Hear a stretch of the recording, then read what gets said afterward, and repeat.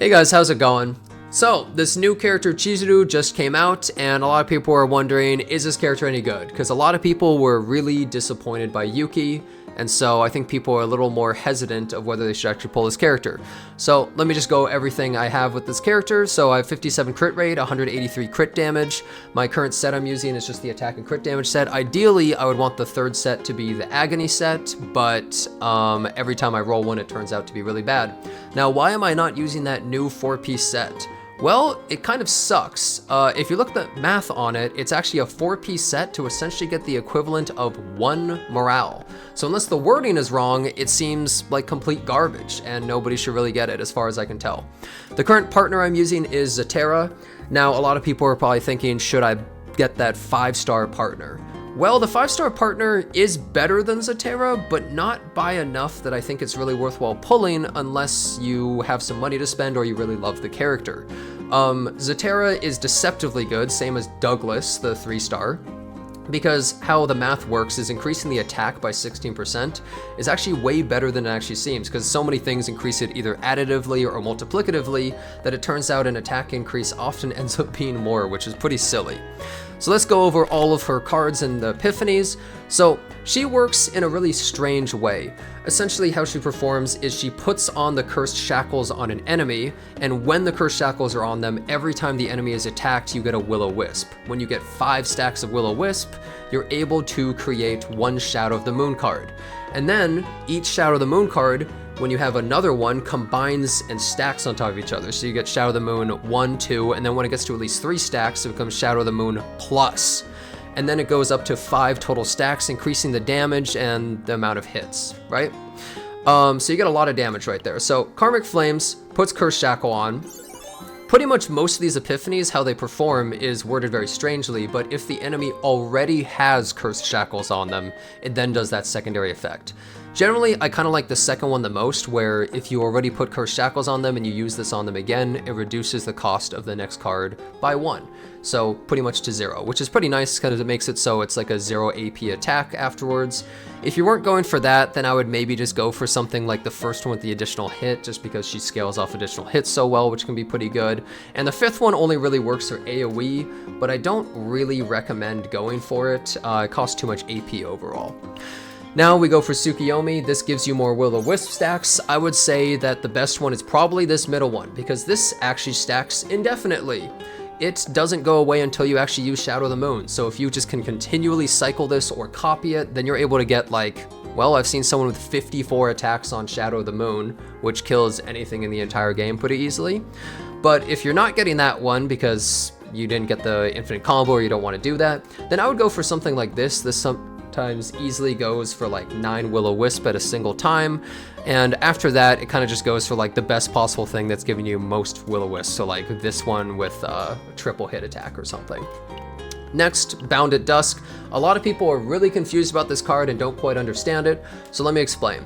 How this works is you use this upgrade and you forever now get Inhibit at the start of every turn.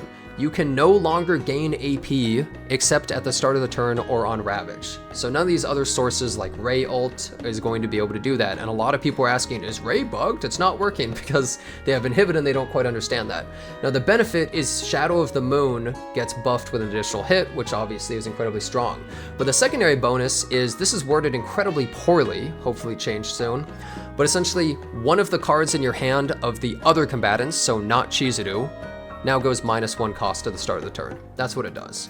And so when you look at some of these epiphanies, for instance, this one is insane. 2 cards from your allies get reduced by 1. That's insanely good. That's basically +2 AP per turn, which is incredibly strong. So some people say, I just removed this card from the deck to get extra AP. You could do that, but at the same time, I think if you have some bonuses like that, it's actually really good. Even this one can be really good if you have expensive cards like 2 cost or above on some of your other characters. Theoretically, that could be worth a lot of AP, but also can completely ruin your combo, so only use it if it's not a team that needs retains and other stuff like that, or you'll just literally kill your entire build. But anyways, I think that it actually can be really strong when used correctly. It's a different playstyle. Next, we have Oni Hunt. Now, what's really good about this is it's just a multi-hit card, which obviously scales really well with stuff like raised damage increases or morale, but also it buffs the damage of the next bind card used, and the next bind card is probably going to be your Moon Slash, right? Now, I do like this one the most because it creates 2 Moon Slashes. Oh, sorry, I said Moon Slash, but I actually meant Shadow of the Moon. The Moon Slashes created from this cost 0, so you get 4 hits total of a pretty good amount of damage. Now, if you're using a character like Rei, she's able to buff the damage of 1 costs and buff the damage of basic attacks, so you can get crazy damage increases on that, which I think is strong. The downside is it doesn't buff the damage of the next bind card. So you could also go for this one because it hits 4 times, which is good scaling, and then obviously the increased damage is really good. So I would say those are all overall the best. Now, if you copy Oni Hunt and then you have 2 copies in your deck and you can epiphany this one separately like this, then that's actually really awesome if you just have this upgrade at all times. But I wouldn't really do it if it's the only one in your deck. I think it becomes a little bit awkward to use. And then finally, we have Shadow of the Moon, which you do get 1 copy in your deck that you can draw, but then you're also creating copies as you go as well. Finally, we have her ult, and I will definitely say this ult is pretty just whatever. It's a standard damage ult, no utility, not really anything incredible, nothing to write home about.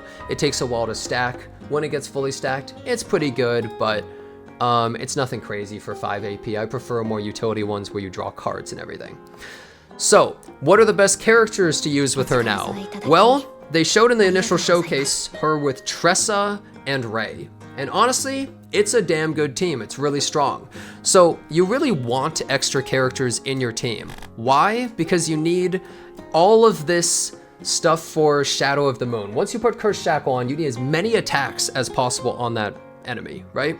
Tressa shoots 1,000,000 attacks, all cost 0. So you get as many hits as possible. Now, if you have other characters that have tons of multi-hits, that can work too. I've seen people use Rin, for instance, with her, because Rin does have some good multi-hit potentially, and also she just does a lot of damage, but essentially Chizuru really should be used with a sub-DPS of some kind that has multiple attacks. I normally recommend Veronica with most characters, but Veronica's not as good, I think, of a combo partner as she could be. And I would recommend someone like Tressa, who gets lots of attacks as a sub DPS. Luke, who also gets lots of 0-cost bullet attacks and has multi-hit. He has like a attack that hits multiple times as well, which is incredibly good. So those are really good combo partners. If you have a perfect Yuki setup with like cost 0 on longsword, cost 0 on flash slash, and you copy that stuff, then theoretically she can work really well too, but it's a little bit more awkward to do. Now, even someone like Lucas can potentially work, but some of the regular characters you normally see like Mika are not very good because you can't gain extra AP while you have that inhibit debuff on you. So she's not really as useful as normal. Now, I also think a really well-built Cassius can potentially work if you have the right quest. Being able to spam attacks can be really strong. A lot of us have seen those videos of Luke E0 doing like 45,000 damage with Cassius combo. You can definitely pop off with that. But I think in a Chaos run, you're going to have a lot more trouble. So that's pretty much what I'd recommend the most. I believe Rei is pretty much indisputably one of the best characters you can possibly use with her, because Rei buffs every single thing. Strike of Darkness increases the damage of basic attacks, and her basics are pretty decent in multi-hit. Resonating Darkness buffs all of her damage cards, especially if you get the one where it hits for 1 or less when you reduce the card's cost from 1 to 0. Snack Time is just really good. Dark Condensation, you can buff the multi-hit cards, do crazy damage, and then obviously the morale is insanely good too. The one downside is you can't gain AP from this, but oh well, it's kind of a small sacrifice for how much you get. Now, what kind of gear do you want to get in Chaos for her? Well, I would say Foggy Crystal Ball can be really good, but only if you have enough 0 cost. So for instance, this build I have with Oni Hunt costing 0 and creating Moon Slash as a cost 0, it's incredibly good. Also, you have to keep in mind Bounded Dusk is reducing the cost of some of the cards as well. So depending on which Bounded Dusk you have, it could potentially work as well. But I would also say Predator Spike is incredibly strong. That's the one where if you have more than 4 cards in hand, you get a damage boost. The best chess piece is most likely the wings that you get from Lab Zero. It's pretty much the best chess piece in the game, where every time you get hit, you get a 10% damage increase for the whole battle, up to 3 times. And then the best ring is probably the medallion that adds plus 30%. That scales really well because she's multi-hit, so each hit is getting a plus 30% multiplier, so that's incredibly strong as well. I would say that's pretty much the easiest way to build her up, is with those 3 equipments. And then if you wanted to get any other special cards, like if we're talking neutral cards or something, Then she is psionic, so she can't use some of the offensive ones, but she can hold stuff like Gear Bag and other things like that. But ideally, if you can get Ecstasy of Violence, which is just the best card in Lab 0, which is the 4-hit 9 cost that reduces each time you draw stuff, that's incredibly strong. You can also just throw on stuff like Eternal Hunger as other supporty type things if you have discard with the rest of your team, which is incredibly good. And lastly, I mean, just spam as many Gear Bags or Reorganize if you have extra Faint Memory. If you don't, which ideally if you have a God tier build with her, you're not going to rely on that. You know, don't go too overboard with that and put on the other characters instead. How good are Chizuru's dupes as well? So her first dupe is just a pretty small increase, but that's how most of these characters are. The second dupe, now every single character has a strong second dupe generally.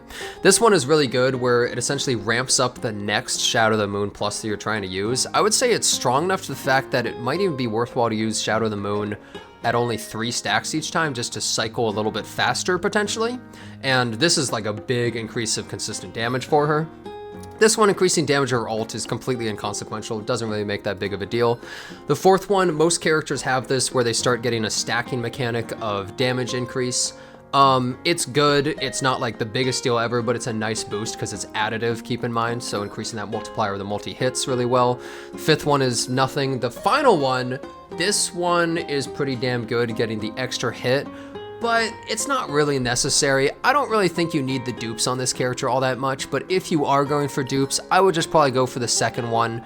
And then if you're really going for the stretch, the fourth one. I don't really think you need the sixth one, but this second one definitely gives a nice boost to her consistency. So all in all, I would say those are pretty much the best things to use with her. Now, how good is the character in total? Where does she rank compared to most of these other characters? I would say Chizuru is above average as a DPS right now. I don't think she is the leader of the pack. I don't think she is at the same level, obviously, of someone like Meilin who does infinite damage. Renoa just recently got some bug fixes that made her a lot stronger and she's doing more damage. I would say Renoa on average is more powerful than Chizuru. Now, if you have some crazy combo to basically spam buff up the amount of hits of her moon ultimate attack, then sure.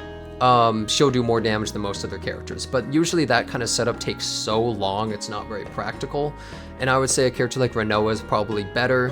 I do think Chizuru probably on average with her team setup is going to be stronger than Keiron, and she might be somewhere around Rin's level if we're just talking Void characters, which I guess you could say in a way is her competition.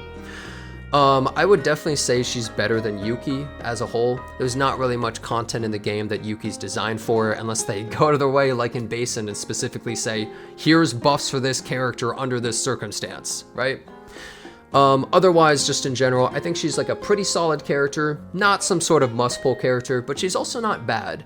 The one issue I'll definitely say is I think some people are going to be potentially unhappy with her playstyle because it is a little bit different than other characters. A lot of characters play uniquely, but her playstyle feels very different.